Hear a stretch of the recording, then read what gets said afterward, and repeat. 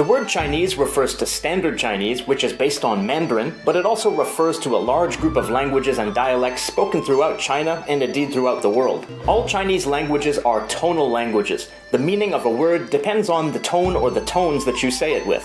诗 是 If you change the tone, the meaning of the word changes. There are more than 1.3 billion native speakers of Chinese, if we include all its varieties. Standard Chinese, generally referred to as Mandarin, is the official language of the People's Republic of China, the Republic of China, also known as Taiwan, or Chinese Taipei, and it's one of the 4 official languages of Singapore. Chinese languages are also spoken in lots of diaspora communities throughout Asia, like in Malaysia, Indonesia, and Thailand, and in different communities around the world. There's no verb conjugation in Chinese. For example, the word she means to be in Chinese. It also means am, are, is, was, were, had been, has been, will be, would have been, would have been. There's plenty more, I'm sure. And it doesn't even change for different people. I, she, you, she, we, she, he, she, they, she, it, she, everything. She is one of the oldest languages in the world. The first examples of written Old Chinese date back to around 1200 BC. This means that the language has plenty of history to delve into as you learn more and more about the language. History equals culture. Because the language and the country date back so far, and because the country is so big, there's plenty of culture to dig your teeth into and really get involved with. So much good stuff to see. Nature lover, you're set. You've got natural sites such as Tiger Leaping Gorge, the Reed Flute Cave, and Yuan Yang Rice Terraces. If you prefer man-made sites, you've got the Great Wall of China, the Terracotta Warriors, and the Forbidden City. China is packed with places to go and things to see. Oh, and pandas. In the late 19th century, towards the end of the Qing dynasty, the specific dialect of Beijing started to grow in importance and became the new high variety of Chinese, replacing the older high variety, which was based on a number of different dialects. At the beginning of the 20th century, a form of written vernacular Chinese based on a number of Mandarin dialects was introduced as the new official written language instead of classical Chinese. But it was later decided that the new official language should be based specifically on the Beijing dialect. This new standard language was called 普通话 which means common language, or 国语 which means national language. People often refer to this standard language as Mandarin because it's based on the Mandarin dialect of Beijing. But to be precise, the word Mandarin refers to a range of northern dialects. Standard Chinese, or Mandarin, now fulfills the role that classical Chinese used to fulfill as the official written language that's used by speakers of all varieties of Chinese for most purposes. But written vernacular languages still do exist and are used for some informal situations. It's often said that there are over 200 distinct varieties of Chinese, which comprise around 13 distinct dialect groups. The local dialects within each of these groups are often intelligible, so it's reasonable to consider these groups as languages. There are 7 that are generally considered major. These are Mandarin, 官话 Yue, 粤语 Shang, 香 Min, 版 Gan, 港语 Wu, 五日 and Hakka. 客家话 The earliest Chinese characters were based on pictures of things that we come across in our day-to-day lives. Over time, these pictures were refined into the characters we see today. Now, while these pictographic characters may be easy to remember, only about 4% of modern Chinese characters have been created this way.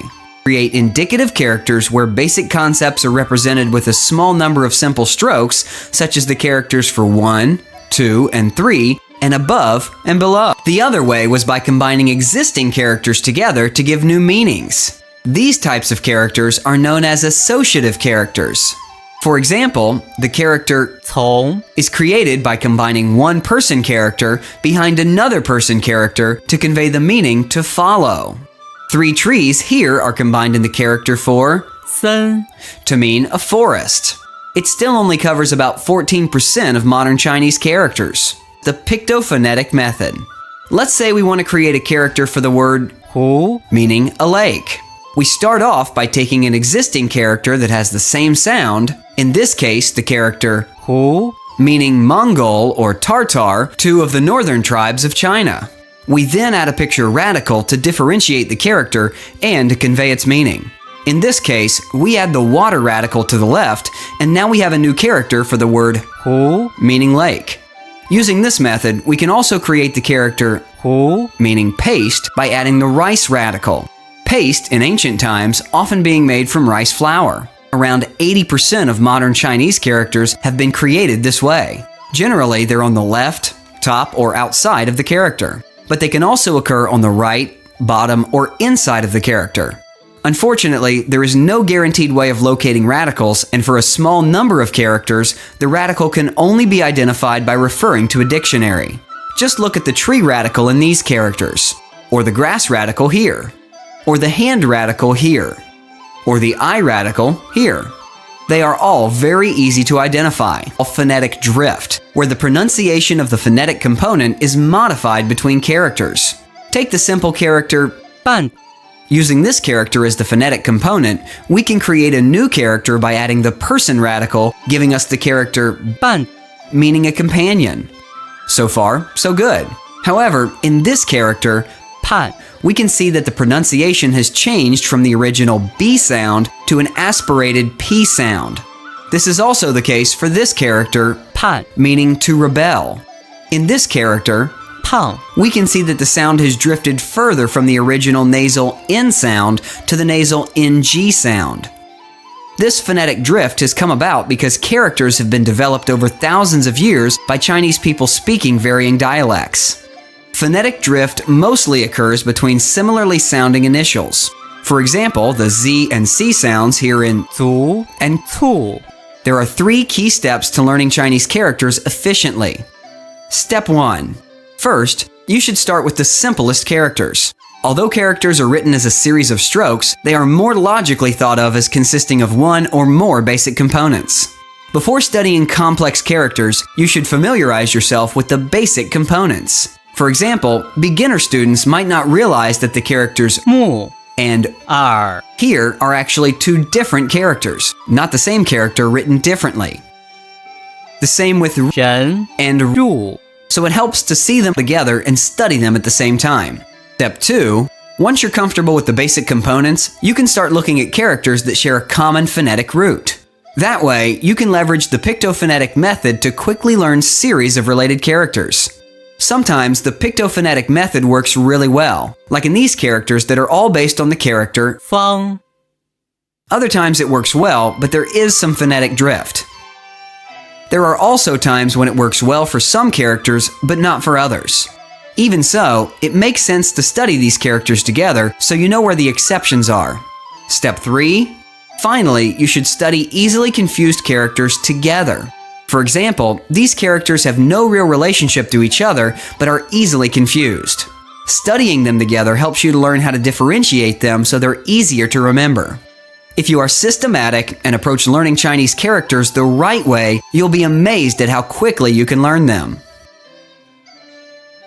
There are traditional characters, the ones that are written as they were in classical Chinese, and then there are simplified characters, which were created in the 1950s and 60s to increase literacy. Simplified characters are used in the People's Republic of China and in Singapore. Traditional characters are used in Taiwan and in Hong Kong and Macau, which were not under Chinese rule when simplified characters were introduced. They are also used in many Chinese diaspora communities. Here's a traditional character on the left, and here's its simplified equivalent on the right. So you can see that they are different, and it's probably easier to write the simplified one. But despite the differences, literate native speakers generally have no trouble reading either type of character. Mandarin is spoken by 960 million native speakers, mainly in the north of China, but is now used all over mainland China and Taiwan as the official language of government, media, and education, and it's one of the 4 official languages of Singapore as well.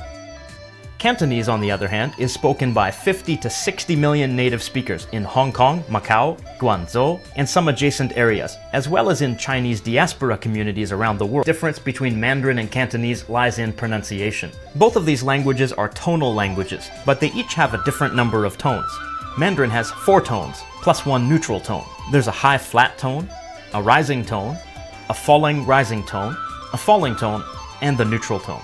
For example, 包保保报 the neutral tone is a short de-emphasized syllable which is said with no regard to tone. Cantonese has 6 basic tones. There's a high flat tone, a mid-rising tone, a mid-flat tone, a low falling tone, a low rising tone, and a low flat tone. C C C C C C. Some people count 3 additional tones for a total of 9. These are historical tones that were used for syllables ending in p, t, or k. In standard Cantonese, they've merged with other tones, so that the only remainder of these tones is the stop consonant at the end of the syllable. But each character is pronounced differently in Mandarin and Cantonese. One example of this is the word for I. In Mandarin, it's pronounced 我 with the third tone, or falling rising tone, while in Cantonese it's pronounced 我 with the fifth tone, or low rising tone. So the tone is different, but also notice that the initial consonant sound is different as well. Another example is this word, which means China. In Mandarin it's pronounced 中国 with a high flat tone and a rising tone. And in Cantonese it's pronounced 中国 with a high flat tone and a mid-flat tone. 中国中国 The pronunciation of these 2 words might sound pretty close, but the tones are partially different. And remember that the meaning of words is partly determined by tones. There are also characters that have the same pronunciation in one language, but different pronunciations in the other. In Mandarin there's 谢写写 but in Cantonese they're pronounced. 在海在 Here we can see that the Mandarin sounds don't consistently correspond with Cantonese sounds. In Mandarin they're pronounced the same, except for the tones, but the 3 words are pronounced in 3 completely different ways in Cantonese. Differences in vocabulary. In Chinese languages, words are represented by ideographic characters called Hanzi. Sometimes, Mandarin and Cantonese use different words represented by different Chinese characters to represent the same concept. And in other cases, the same Chinese character might have a somewhat different meaning or usage in either language. The difference in vocabulary could be as high as 50%.